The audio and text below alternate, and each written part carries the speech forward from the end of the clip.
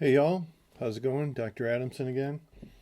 I've just spent a couple hours going through your posts on the West and Rogan conversation. Pretty interesting, huh?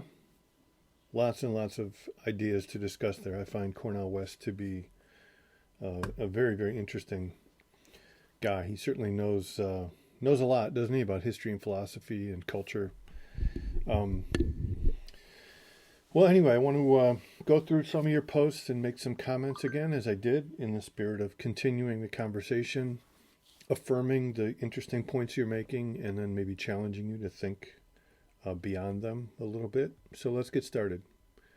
I have Alexis Shoup saying, to West, American history tells us that being American, we want to be free from judgment and injustice of treatment.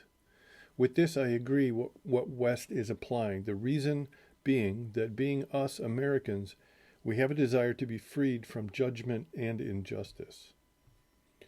So it seems to me like this is an important part of being an American, and West was talking about this, but I want to maybe separate out these two parts.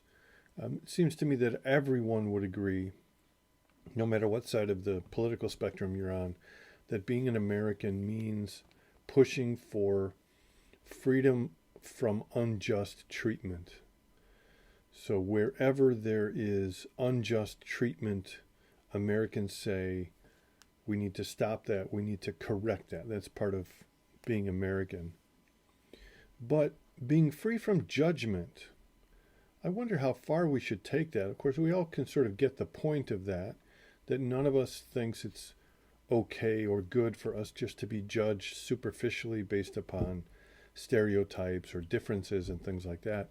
And yet to be free of judgment, if we really take that seriously, I wonder if that's a good thing. Would that mean that we as Americans should be able to do whatever we want without consequence? Now, of course, there are legal consequences, but let's just talk about cultural judgments, right? Does it really mean that we should be able to say whatever we want and do whatever we want free of cultural, social judgment? Isn't it the case that sometimes we need to be corrected? We need to be judged? Or should we be able to do whatever we want, no matter how stupid or destructive it is to the community? I wonder, in short, if sometimes Americans go too far in thinking that all judgment is bad, when it seems to me, of course, if you're a parent, you know you have to judge your child all the time to correct them. Now, we're adults, nonetheless. I wonder if judgment is always such a bad thing. Okay, Tyler Fitro said, I think music and art is a key point in our culture and history in the fact that it shares the experiences of what our world is going through at the time. It shares the experiences of what our world is going through at the time and can give people a better look into the lives of our people and in a way get a better feel for our culture. I think this is a lot of what West was saying, right? He was saying don't underestimate the power and the value of music to educate us, to teach us, to reveal to us who we are. We're the ones making the music. We're the ones creating the art, right? We're the ones telling the story. So in a sense, it would make sense, wouldn't it? That if you want to learn about a people, learn about the products that they make, learn about the art that they produce. West, as you know, sees a lot of spectacle in American music these days, a lot of show, a lot of fronting, right? A lot of very, very, very carefully crafted images so that other will see the artist in a certain way. And he laments that oftentimes he doesn't see enough depth. Well, what do you see when you look at American culture, pop culture, music, and art? And what can we learn about ourselves by looking more honestly at our art and music? Alexa, said, those people that made sacrifices to make history happen are the reason we have the changes we do now. As an American, I think a lot of people do not realize how privileged they have it, especially to live in a society like we do today. So, interesting, we have this notion of sacrifice. And it's not literal anymore, right? We don't go to a temple and cut the neck of a chicken. and sacrifice. We certainly don't do human sacrifice. And yet we've retained this language. This is something I've studied for a long, long time, so don't get me started. But I just want to say it made me think of the fact that it there's not it's not very clear who we should look back to as having sacrificed on our behalf. And I think a lot of the political disputes, a lot of the political misunderstandings we have come from the fact that some people look to a certain group and say we need to honor their sacrifice. Other people look to other groups and say we need to honor their sacrifice. And these can seem like conflicting messages.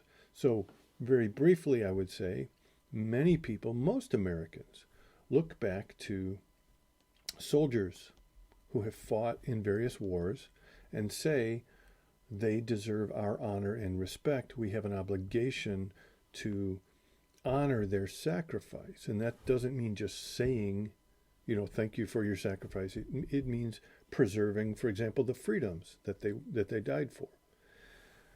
On the other hand, many, many Americans will look back at those who were excluded from America, those who were treated as slaves, those who were slaughtered as Native Americans, women who had to fight and fight and fight to get the right to vote, and not just the right to vote, many, many other rights. All those excluded who fought, like Dr. King, to expand those rights on behalf of other people. People see him as a sacrifice, right? I think of the NFL flag dispute of the past few years. I think a lot of people who got angry at people kneeling thought that when you honor the flag, you're honoring soldiers. So if you don't honor the flag, you're not honoring soldiers. And if you really listen to the people who were kneeling, none of them said that. They all said, of course I honor soldiers. My uncle, my cousin, my friends are in the military. I don't have any problem with that. But that's not all the flag is about. And I'm trying to honor the sacrifice of those who've been excluded, and I'm speaking up on their behalf, etc. So, yes, honoring the sacrifice of those who came before us is a very powerful and important thing. But America is a complicated place, and we have lots of heroes in different parts of our history. Liberty said, "We can always look back and see what our ancestors have done to either influence this country in a good way or a bad way." So a lot of you wrote about the role of history in being an American, and Liberty here is saying, well, there's good and bad, and when we look back, we can sort of see different influences. And my question is, I think that's absolutely right. It's hard to deny that. But what should we do with both of these aspects of our history? Do we have obligations to the past? That's similar to the previous idea of sacrifice, right? Do we really have an obligation to honor those sacrifices? Do we have an obligation to our past in some way? Maybe it's as simple as honoring and preserving what is good about our past and correcting what is bad, but you might go a little deeper than that, because so many of the things that we inherit are meaningful to us, even though they're not necessarily good or bad. Our language and our culture and our traditions are things, our heritage, you might say, are things that we feel an obligation to honor, but not because they're good necessarily. Liberty also said, but it's very hard to have true freedom because of the many things that come into play. West talks about how we're so comfortable with people controlling us already that we are used to it. And then a really nice phrase, I think, that captures some of West's point. The United States as a whole has struggled with showing us what freedom really looks like. Right? The land of the free is still struggling to show us, not just to say it, right, but to show us what freedom really means. And that maybe means to me that we should take freedom a little more seriously and do what we're doing today. What does it mean? Why has it been so hard for the land of the free to show us what that freedom really is. Why has it been so hard, and what can we do to overcome some of those obstacles? Andrew Hansen says, he's talking about people describing themselves in different ways. Why make the denomination with everyone who doesn't hail from Europe or Canada? Seriously, why are there Mexican Americans, Australian Americans, Asian Americans, and no European American? Well, people do describe themselves that way sometimes, but this is just ignorant in my opinion, he says. What does it matter where they or their ancestors came from if they are here now? Just call them Americans. So this is a challenge to us who say history is important, heritage and culture are important. Andrew is saying, why? Prove to me why. Show me why. Why should our history, which we all agree is gone, right? It's in the past. Why should our history, our traditions, and our heritage matter if we're an American? And if we find that these separate us, because we say, oh, you have this culture, I have that culture, if we find that happening, why not just ignore them and find a single identity that unites us all, an American, right? So Andrew doesn't offer a lot of arguments for that, but it's a challenge, and I think it's a challenge that we should all, take seriously and think about. He also quotes West, defining drama as conflict emotionally felt and critically reflected upon. There's a lot packed into those words, right? Drama. So you're watching a movie, you're watching television, whatever it is. The drama is a conflict. And people, ever since Aristotle, 200,000 years ago, have noticed, have recognized that without conflict, there's no drama. Human beings love conflict. Okay. So drama is a conflict emotionally felt. It's not just intellectual. It's not just a puzzling conflict, right? It's emotionally experienced and lived through.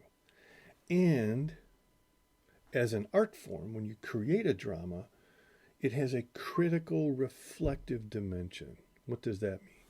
It means that it's not just taking everything as it is. It's thinking about the drama, about the conflict, and asking critical questions about its meaning.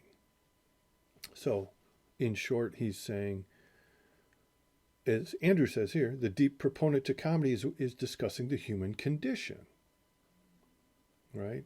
So, to the extent that a movie is creating drama, and if it's at all a decent movie, West is saying you should be able to find something in it that's not just a story, right?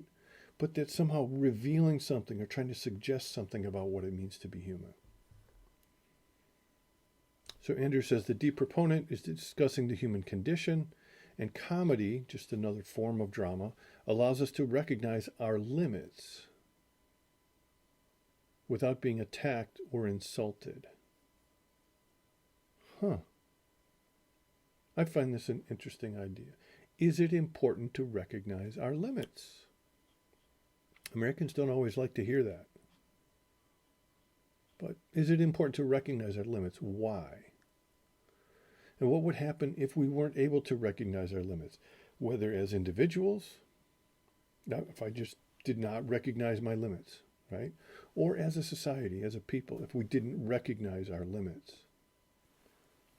And how does that relate to freedom? It sounds like recognize your limit. A limit, right, is a restriction on freedom. But I wonder if it's possible that we would actually be more free as a people, as individuals, if we understood our limits and lived within them. Would that actually make us more free? And I'll get to that point again in a minute, I think. Again, Andrew says this is powerful. He's talking about music, and everyone can relate to that, no matter where you're from, no matter the ethnicity or creed. Everyone has a connection to music in some ways. It's like the binding cloth for all of humanity. When we refuse to learn the same language, music makes us one.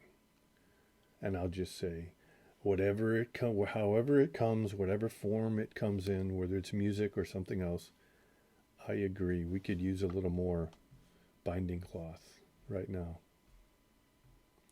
Alyssa says, West states that democracy is fragile. It doesn't typically last longer because it cuts against the sense of wanting to be free. There's freedom again. Most people are afraid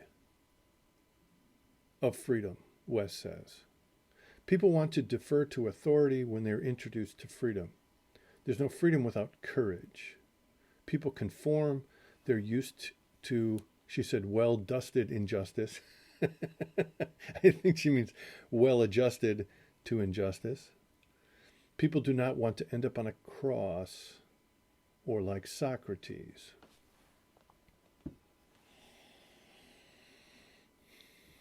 Is freedom appealing to you? Of course it is. Is freedom scary to you?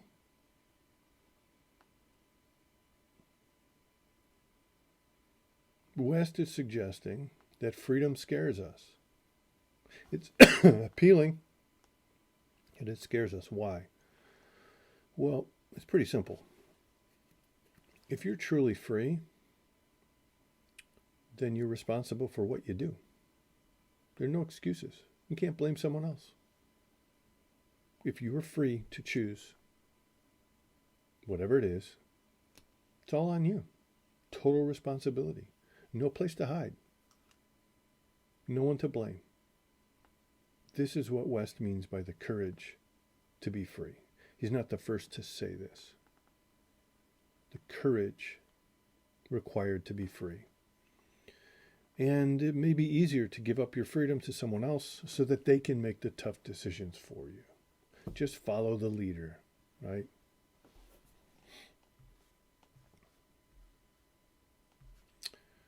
Rafi, I'm sorry, I'm not sure how to pronounce that, says people would say that Americans live in this illusion or bubble when they believe that they are free. However, they're really restricted, especially compared to other countries where there aren't many laws. So let me ask this question. It's kind of a challenge here. Is a society with fewer laws more free? Is that how it works? So the more laws, the less free. The fewer laws, the more free. So for example, if we get rid of the law against stealing, would you be more or less free?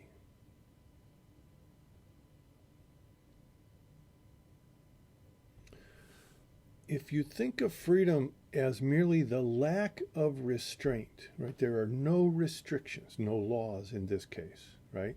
If that's what you think of freedom as, it's the lack of restraint, then you would say, without the law against stealing, we'll all be more free. If you think about freedom as the ability to actually live your life with a certain level of safety and protection and security, then a society without laws doesn't allow for freedom, right? So these are two different conceptions of freedom that people have debated over. And again, it's not so simple. Ivan says, I believe the nature of comedy and tragedy is to express the collective feelings we experience as a people and a way we dissect the human experience. The same goes for music.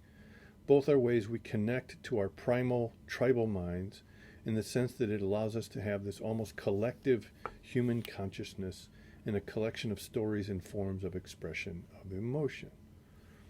So a lot of you talked about music as expressing, an individual's emotions and allowing an individual to express emotions. Ivan is saying something very, very different here. Right? He sees music as, in its essence, something shared, something we share together, something that invites us to have a collective experience, not my unique experience, although I'm there as an individual, but the point of it is to join in, right? And to be a part of something bigger. I think that's pretty accurate, I would have to say. That, we can have private experience of music sitting, with our earbuds and listening, of course. But for the most part, I would agree that music is something that is meant to be shared. And the more it is shared, the more powerful it can be. Then he makes another point about narratives, he calls them. This collective consciousness at times has specific narratives where it's risky to go against those narratives. And then he talks about how we should change the narratives and push back against the harmful ones. So, let me say a bit about this. What is a collective narrative? A collective narrative would be something like this. You were all born, 20 years ago, 30 years ago, however old you are, into a specific culture at a specific time. And you had to learn the language. You had to learn how to get around and talk to people and make friends and all that kind of stuff. We all did. Every human being has always had to do that. But have you ever noticed or ever thought about the fact that when you are born into a time and place, that time and place already possesses, it's already floating in the air, stories that people use to make sense of their lives. Now, some of these stories are written down, like the Bible, right? So the Bible provides specific stories that Christians and Jews use to think about themselves and make sense of them. So in a sense, those are collective stories in a part of our culture. And you have a few of those written down, let's say, in a secular form, like stories of Abraham Lincoln being honest, or George Washington, right? Or stories about the founders of the nation, or Malcolm X. So these are sort of stories of people we take to be heroes, and then we use them as examples to follow. But then most of the stories that matter are not written down. They're not stories in the sense of an author sitting down to write something. They're just there. They've pervaded the culture in a very deep way. Let me give you a few very quick examples of that. So one would be the March of Freedom, right? The March of Freedom. This is a story America has told itself from its founding, that America is about freedom, and that freedom is never complete, and that each generation faces issues, and it has to continue the march of freedom until everyone is free. This is Dr. King's story, right? This is Black Lives Matter story. This is the gay rights movement story. This is feminism, the story of the march of freedom, the ever-expanding circle of freedom. This is a story that helps people make sense of their lives, and that helps them make decisions about how they should live. One that we've already talked about, the sacrifice of the ancestors. Now, except for very, very rare exceptions, no soldier fights in a war and says, "Now I will die as a sacrifice for the future." Right? That's not literally what happens. That doesn't take away from the fact at all that we, in our time, looked back as our grandparents looked back to their ancestors, and their ancestors looked back to their ancestors, and we look for sacrifices. We look for those kinds of heroes who have risked their life, given the ultimate sacrifice, we say, on behalf of our people. And we use that story, again, to inspire us and orient us and help us make sense of how we should live. Should we kneel at a football game, for example? Right? It's part of that story. A couple more. America is a melting pot. You've all heard this. America is a melting pot. Well, that's a story. Right? It's a story of immigration, and it describes immigration as a process of cooking, right? Where the ingredients go in, and then they get boiled down until they're indistinguishable. One broth. People have challenged that metaphor, and they say, no. Immigration in the United States is not a melting pot. It's a salad. You begin with different ingredients, but you don't destroy those ingredients, turning them into one. You keep them distinctive, so every ingredient contributes to the salad, but in its own unique way, and it doesn't become destroyed. We have other stories, like the noble white savior. If you watch Hollywood Westerns, the Hollywood Western told almost the same story over and over and over and over and over again. Now, these are actual stories people wrote, but it became a more general story of how people thought about America, right? So this conflict between the the whites and the Native Americans and all of this, and you would always have this sort of noble white leader, soldier who sort of comes in and doesn't hate the Native Americans, is a noble person, and who sort of saves the day. Other stories floating around today, people are talking about quite a bit. Patriarchy. Right? You've heard this term, and it's a way of telling the story of America in terms of the relationship between men and women, saying that men have been in charge and men have oppressed women. Patriarchy comes from the word father, and feminist challenges patriarchy, right? Okay, two more I'll mention. Cultural appropriation, right? That's a story that is very important to a lot of people today who are concerned that in addition to stealing the land, and the freedoms of people around the world, that the powerful are now stealing their cultures, right? So a white person publishing a book on how to make tacos, is seen as cultural appropriation. It's part of a story. It's how we make sense of what's going on. And I think one of the biggest stories of the past 4 or 5 years is Make America Great Again, right? This is a story. It's telling you a story. America was once great. Now it's not great. We got to go back and make it great like that again. Whether you agree or disagree with it, my point is it's a story. Right? It guides you. It sort of leads you in a certain direction of thinking. And we should be aware of these. We should look at them and examine them for their influences on our ways of thinking. All right, I'm going long on that one, so let me move on to Mustafa. He says, as a second-generation American, I don't really relate to many holidays and traditions celebrated in America and never understood them. But as I grew older, I realized this didn't make me any less American than my friends down the street, since a nationality, in this case being an American, isn't based on traditions, religion, or ethnicity, but core values and appreciation for your peers. Okay, so I ask you guys to think about what does it mean to be an American, and Mustafa is, laying it out here, saying that I recognize there are traditions and histories, but I'm not part of that. But I don't think that makes me any less American. I think, on the other hand, we should see being American in terms of shared ideas and shared values that we possess today, whether or not we possess them in our history. So a couple questions. Is being an American about history and culture, or about values and attitudes?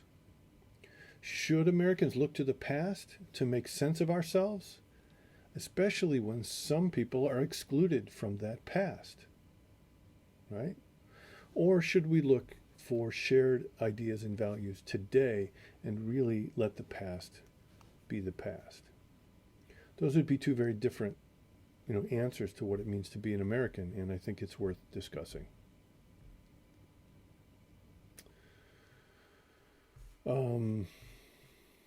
Also, this is still Mustafa.